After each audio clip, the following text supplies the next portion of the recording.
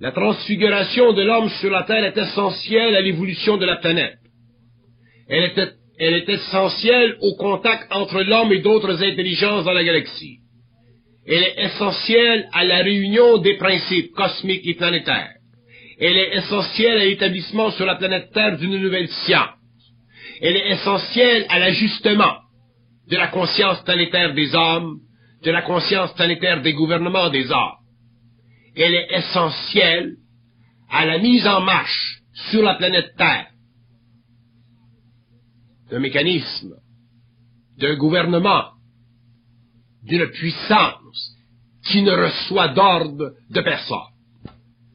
Non seulement la conscience supramentale représente-t-elle une nouvelle race racine, mais elle représente aussi une nouvelle évolution, c'est-à-dire une nouvelle façon de vivre sur une planète galactique. Elle représente une nouvelle façon de vivre dans un lieu spatial qui n'est pas seul, dans un lieu qui ne peut pas de lui seul survivre, dans un lieu qui est maintenu en équilibre par des forces intelligentes dans l'univers systémique et invisible. La pensée de l'homme conscient doit s'étendre, doit s'infinitiser, doit dépasser d'une façon absolue la mémoire subjective de l'homme inconscient. Et tant que cette pensée n'aura pas pu conquérir la mémoire, l'homme n'aura pas pu conquérir son âme, donc il sera encore voué à la maladie ou à la mort. Tant que l'homme n'aura pas complètement conquis l'âme, il sentira en lui qu'il y a un partage de sa puissance, qu'il y a une déficience dans son intelligence, qu'il y a une incapacité chez lui de réunir à la fois ce qui est invisible avec ce qui est matériel. Il sentira qu'il n'est pas capable de commander la matière. Il sentira qu'il n'est pas capable de commander à distance à l'homme. Il sentira que ses pensées n'ont aucun pouvoir. Il sentira qu'il n'est pas maître de la vie. Pendant l'évolution, l'homme a vécu sous le parapluie de l'autorité, autant de l'autorité temporelle que de l'autorité spirituelle. Pendant l'évolution, l'homme ne vivra sous aucune autorité, c'est-à-dire qu'il vivra dans une condition de conscience tellement élevée que lui sera l'autorité. Mais ce sera une autorité partagée avec d'autres hommes qui vivront la même autorité, et cette autorité sera tellement parfaite dans sa conscience totale que chaque homme saura ce qu'il a à faire, chaque homme aura sa place dans le monde, et chaque homme comprendra sa relation avec l'invisible. Et c'est à partir de ce moment-là que se créera sur la planète une nouvelle civilisation, c'est-à-dire un nouveau poste de gestion de toutes les affaires de la Terre, un nouveau centre d'équilibre de tout ce qui sur la Terre demande d'être équilibré. Mais la conscience supramentale, telle que nous la connaissons, telle que nous la comprenons aujourd'hui, n'est qu'un pourcentage de la conscience future. La conscience supramentale deviendra de plus en plus puissante, et un jour elle sera tellement puissante que même le corps matériel de l'homme changera sous la pression de la conscience éthérique, mentale et volontaire de l'homme sorti de sa matérialité. Autrement dit, viendra le jour où, sur la planète Terre, des hommes apparaîtront qui n'auront pas la forme humaine que nous lui connaissons aujourd'hui. Pourquoi? Parce que viendra le temps, sur la planète Terre, où il sera nécessaire que les hommes de l'évolution reconnaissent qu'il y a d'autres hommes qui sont nés du sein de la Terre. des hommes qui ont survécu à ce que l'évolution aura créé à la fin du cycle. La conscience supramentale, ce n'est pas de la science-fiction. La conscience supramentale, ce n'est pas de la science-fiction. Elle naît de l'infinité et elle retournera à l'infinité. Elle vient de la lumière et elle retournera l'homme à la lumière. Elle prend sa science dans la totalité de la planification cosmique invisible des mondes et des univers. Elle prend sa science dans l'expérience totale de l'esprit. Elle prend sa science dans la relation étroite entre tous les esprits de la galaxie. Elle prend sa science totalement en dehors du monde de la mort. Donc elle est suprême, donc elle est parfaite, donc elle est permanente, donc elle fait déjà partie de l'immortalité. C'est absolument sans importance comment, quand elle sera manifeste. Comment ou quand elle travaillera d'une façon concrète.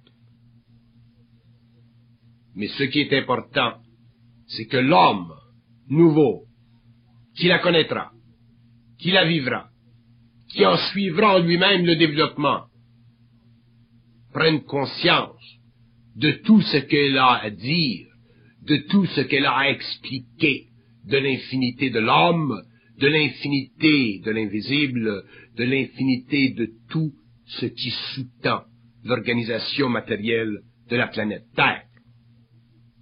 L'homme conscient ne peut pas se permettre de ne pas être à l'écoute de ce qui ne vient pas de l'homme, mais de ce qui vient de la transfiguration de l'homme. L'homme conscient ne peut pas se permettre de ne pas être à l'écoute de ce qui vient d'un monde qui n'appartient pas à la terre, d'un monde qui n'appartient pas à l'homme, mais d'un monde qui a donné naissance à la terre et à l'homme. On peut amener un cheval à la rivière, mais on ne peut pas le forcer à boire. Et ceci représente la plus grande mesure de la liberté individuelle que peut avoir l'homme en évolution. L'homme qui se conscientise, l'homme qui est prêt. Nul ne peut le forcer à boire. Nul ne peut le forcer à vouloir demeurer près de la rivière. Mais nul ne pourra être blâmé demain s'il n'a pas bu. Nous ne vivons plus au stage où nous en sommes rendus sur le plan du désir spirituel, sur le plan du désir d'évoluer, sur le plan du désir de se connaître. Nous commençons à vivre sur le plan de la perception nette, pure, vibratoire de l'énergie. Nous apprendrons au cours de la génération à ne vivre qu'en relation vibratoire avec cette énergie, avec l'énergie qui donne naissance dans l'homme à sa conscience, mais d'une façon parfaite et non plus d'une façon qui coïncide avec un aspect ou un autre de l'évolution. C'est pourquoi la conscience supramentale, son évolution, ce qui la définit, prendra de plus en plus d'envergure sur le plan du savoir, parce que elle a besoin de s'imprégner dans l'homme, de faire connaître dans l'homme des aspects de la réalité qui doivent être connus afin que son mental sache que sa mémoire ne sait pas, afin que son mental sache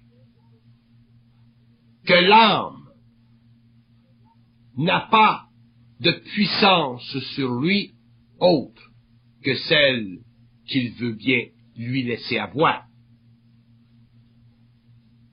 C'est pourquoi, au cours des prochaines semaines, des prochains mois, nous verrons et nous sentirons que quelque chose a été ajouté à la conscience, que quelque chose a été ajouté à la perception, que quelque chose a été raffiné dans le mental, et ceci fait partie du mouvement de la conscience supramentale sur la Terre. Et l'homme devra s'habituer à cette sorte de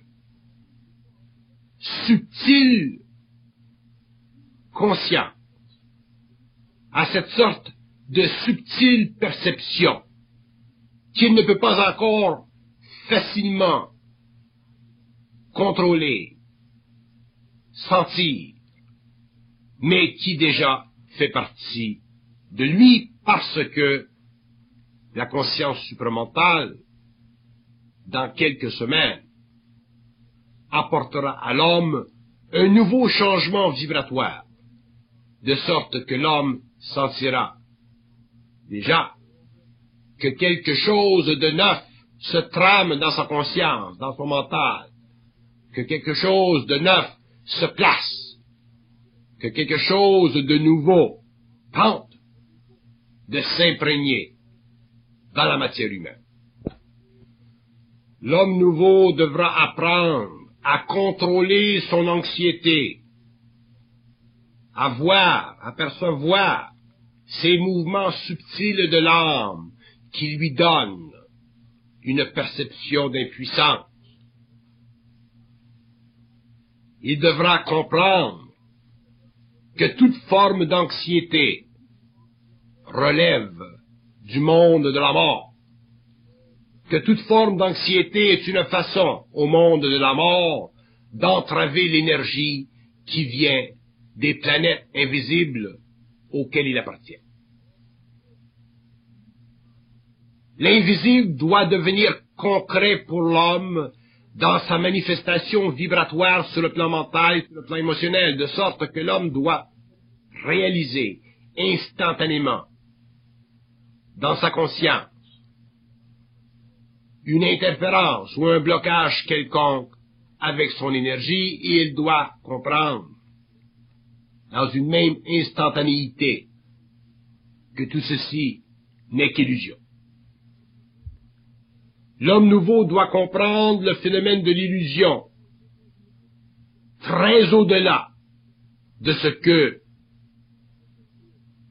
l'homme ancien, le philosophe, le mystique ancien a perçu. Parce que l'illusion pour l'homme nouveau ne sera plus nécessairement de l'ordre de la forme évidente. Elle sera de l'ordre simplement vibratoire qui fait résonner en lui un peu la forme sans l'amener à une grotesque concrétisation. L'homme doit être dans un état mental parfaitement en paix. Il doit être parfaitement en paix. Ceci veut dire qu'il doit posséder une conscience au-delà de l'agitation interne. Il doit avoir une conscience qui surplombe la moindre agitation interne causée par l'astral sur le plan de son émotivité et sur le plan mental. Viendra le point au cours de l'évolution où l'homme nouveau réalisera la différence entre la paix et l'impression de la paix. Il saura ce que veut dire paix, et il comprendra que paix veut dire absence de manifestation astrale dans sa conscience, absence de manifestation astrale dans sa conscience. Et ceci ne se fera qu'en fonction de sa capacité de développer en lui de plus en plus la foi universelle, c'est-à-dire la capacité intérieure de savoir qu'il est parfaitement et en permanence dans sa propre lumière.